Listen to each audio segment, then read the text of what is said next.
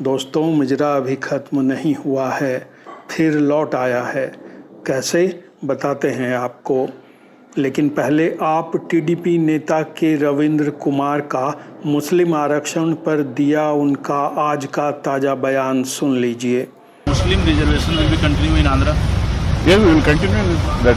There is no problem at all. Muslim reservation will be continue.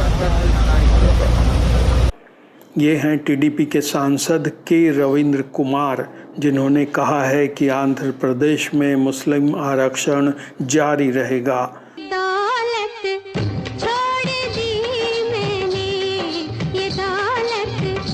अब सुनिए कुछ दिनों पहले मुजरे पर दिया निवर्तमान प्रधानमंत्री नरेंद्र मोदी का ये बयान। इंडिया अलायंस को अपने वोट बैंक की गुलामी करनी है तो करें,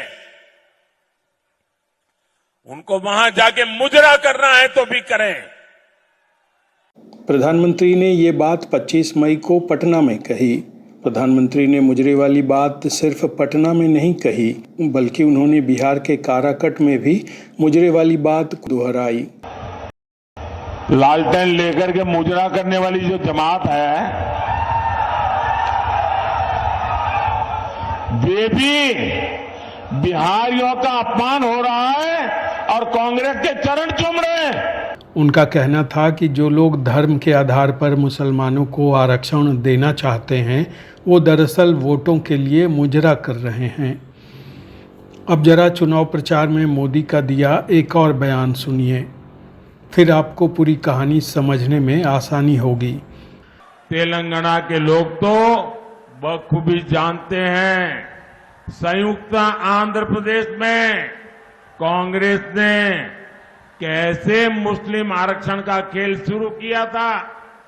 अब यही षड्यंत्र ये पूरे देश में करना चाहते हैं।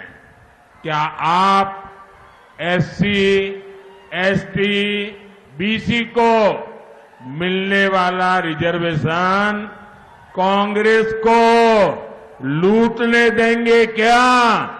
छीनने देंगे क्या? दरअसल आंध्र प्रदेश में पहले से मुसलमानों को 4% आरक्षण दिया जा रहा है। तेलुगु देशम पार्टी के मुखिया चंद्रबाबू नायडू ने प्रचार के दौरान कहा था कि वो मुसलमानों को 4% आरक्षण देना जारी रखेंगे। जरा सुनिए। No, from the beginning we are supporting 4% reservations. That will continue. यूं चंद्रबाबू नायडू को घोर सेकुलर माना जाता है, लेकिन राजनीतिक मजबूरी के तहत इस बार आंध्र प्रदेश में उनकी पार्टी टीडीपी ने बीजेपी से चुनावी गठबंधन किया है। मतलब 2019 में लोकसभा चुनाव के ठीक पहले मोदी के विरोध में खड़े चंद्रबाबू नायडू ने 2024 के लोकसभा और आंध्र प्रदेश विधानसभा चुनाव में नरेंद्र मोदी से हाथ मिलाया है।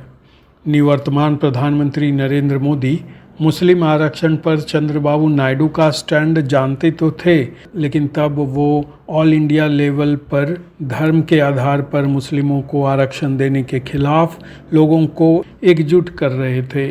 अपनी रैलियों में ये बात लगातार दोहरा रहे थे। मुसलमानों को आरक्षण देने वालों को वोट के लिए मुजरा करने वाला बता रहे थे। मोदी ने तब ये सपने में भी नहीं सोचा होगा कि वो जिन लोगों पर वोट के लिए मुजरा करने का आरोप लगा रहे हैं, चुनाव के बाद उसी में से एक आदमी उनके बगल में आ बैठेगा और वो सरकार बनाने और सरकार चलाने के लिए उन पर निर्भर हो जाएंगे।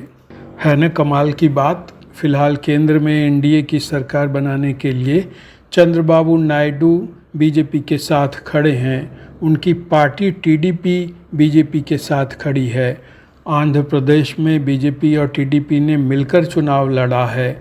बीजेपी ने वहां लोकसभा की 3 और विधानसभा की 8 सीटें जीती भी हैं। संभावना इस बात की भी है कि प्रदेश की टीडीपी सरकार में बीजेपी को भी भागीदार बनाया जाए। 12 जून को चंद्रबाबू नायडू आंध्र प्रदेश के मुख्यमंत्री के रूप में शपथ लेने वाले हैं। उन्होंने निवर्तमान प्रधानमंत्री नरेंद्र मोदी को शपथ ग्रहण समारोह में आने का न्योता दिया है। फिलहाल दोनों दोस्त हैं। अब ये देखना दिलचस्प रहेगा कि दोनों की ये दोस्ती कितनी लंबी चलती है। इस एपिसोड में आज इतना ही। अगर अब तक आपने इस चैनल को सब्सक्राइब नहीं किया है तो अब ज़रूर कर लें। अब हमें आज्ञा दीजिए। नमस्कार। शराफत